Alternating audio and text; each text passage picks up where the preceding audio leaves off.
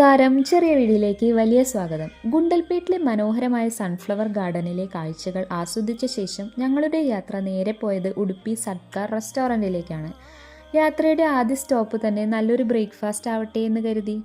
വീട്ടിൽ നിന്നും 100 കണക്കിന് കിലോമീറ്റർ അകലെ എത്തിയാലും കേരളത്തിലെ രുചി എവിടെയെങ്കിലും കിട്ടിയാൽ അത് പരീക്ഷിക്കാതെ പോകുന്നത് ശരിയല്ലല്ലോ.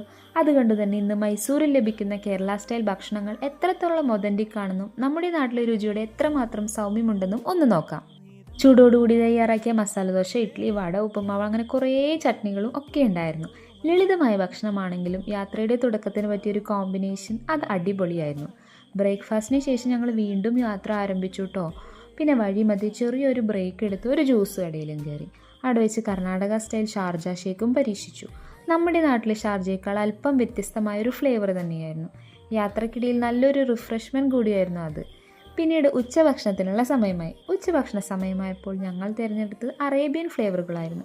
മന്തി, അൽഫാം, ബിരിയാണി, തന്തൂരി ചിക്കൻ, പൊറോട്ട അങ്ങനെ ഒരുപാട് ഡിഷസ്. ഹെവി ആയിരുന്നെങ്കിലും എല്ലാത്തിൻ്റെയും കോമ്പിനേഷൻ ഒത്തിരി ഇഷ്ടമായി. അടുത്ത ദിവസം ഹോട്ടലിൽ നിന്ന് കിട്ടിയ കോംപ്ലിമെൻ്ററി ബ്രേക്ക്ഫാസ്റ്റും പരീക്ഷിച്ചു.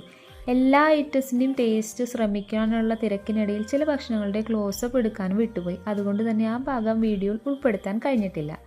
ഈ യാത്രയിൽ ഞങ്ങൾ കണ്ടത് വെറും സ്ഥലങ്ങൾ മാത്രമല്ല, വ്യത്യസ്ത രുചികളും ഭക്ഷണ സംസ്കാരങ്ങളും കൂടിയാണ്. ഒരു ദിവസത്തിനുള്ളിൽ കേരള സ്റ്റൈലിൽ തുടങ്ങി അറേബ്യൻ സ്റ്റൈൽ വരെ എത്തിയ ഒരു യാത്ര.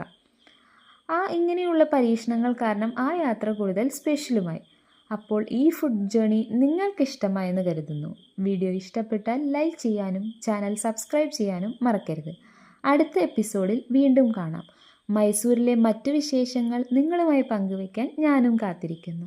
അപ്പോൾ stay tune and see you in the next vlog. Tata, bye by.